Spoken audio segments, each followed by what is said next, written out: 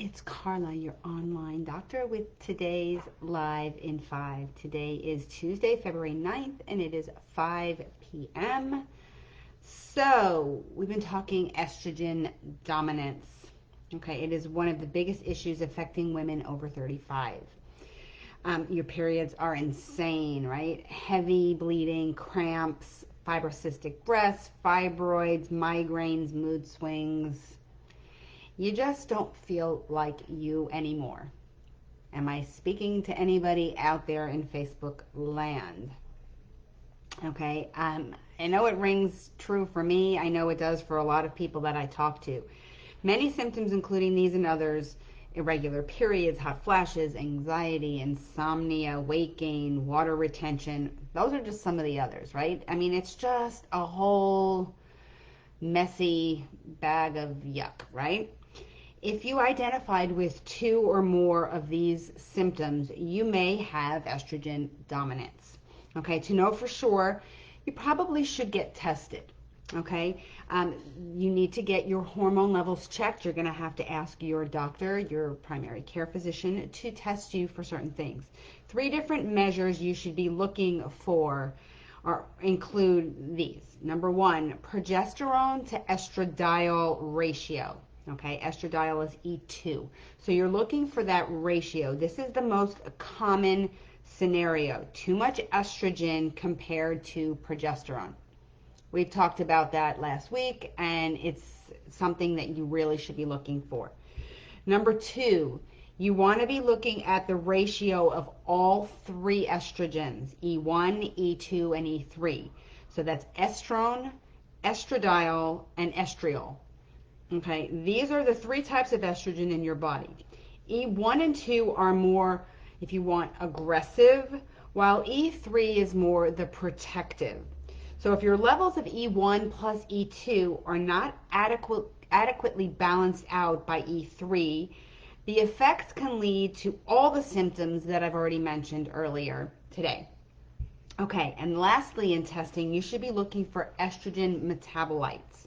When your body breaks down estrogen, it releases metabolites that should be expelled from your body. If your liver doesn't do a good job of metabolizing the estrogen, it may release what we call a dirty metabolite, and that's 16-hydroxyestrone. Okay, if you find this in your testing, then you are looking at needing to really up your liver function, your liver metabolism, to improve the metabolism of your estrogen. Okay, so this is really, really important. Unfortunately, doctors are very quick to prescribe hormone replacement. That's prescription medication, especially as you get closer to menopause. They just say, here, take this. Okay? Conventional hormone replacement therapy actually puts you at a higher risk for developing hormone-based cancers because they aren't treating the root cause. So you're just adding more hormones to the mix.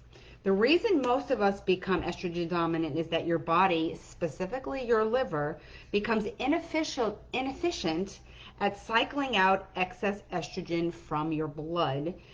And when you use hormone replacement therapy, basically you're adding more synthetic hormones.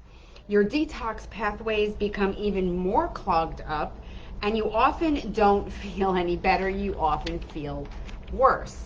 Okay, so the estrogen pathways are where it begins. Okay, there are basically three ways your liver breaks down excess estrogen and prevents it from accumulating in your body. So the first pathway is called the 2-hydroxy pathway. This is the safest, least cancerous pathway, the one we want your body to encourage. We want to encourage things to go down that pathway. Number two is the 4-hydroxy pathway. This is the most dangerous pathway since it can increase your cancer risk. And the third way is the 16-hydroxy pathway, and this one causes things to proliferate and grow. Okay, the estrogen remains in your body and causes things like fibrous breasts, during PMS, heavy periods, clots, and uterine fibroids. Again, this is not where we want things to go. So supporting the liver is the gateway to estrogen metabolism. And we're going to discuss supplements that you can take in the coming days. Not the supplements you can take in the coming days. We're going to discuss supplements in the coming days, and then you can consider what you would want to take and how they can help detoxify your liver to help you balance your hormones more naturally. Now, anything I teach you or discuss with you about hormones, you need to discuss with your primary care physician or your obstetrician, gynecologist, because I am not your doctor. I am a physician, and I am able to give you information, but this is information that I share freely, things that I use for myself, but I don't know your full medical history. So this is something that, again, I encourage you to discuss with your physician. If your physician says poo-poo and you don't know what you're talking about, and whoever you heard that from on the internet is crazy, you should probably get a different doctor, because you definitely want somebody who's open-minded and is willing to talk with you as an educated person who wants to take part in their own health care. Okay? I'm not saying your doctor is good or bad, but you need to play an active role in your health care. You cannot just let your doctor or anybody tell you what's right for you. You need to be able to have an open discussion. So on that note, I hope you're having an awesome day, and we're going to talk more. So come back on Thursday for another Live in 5.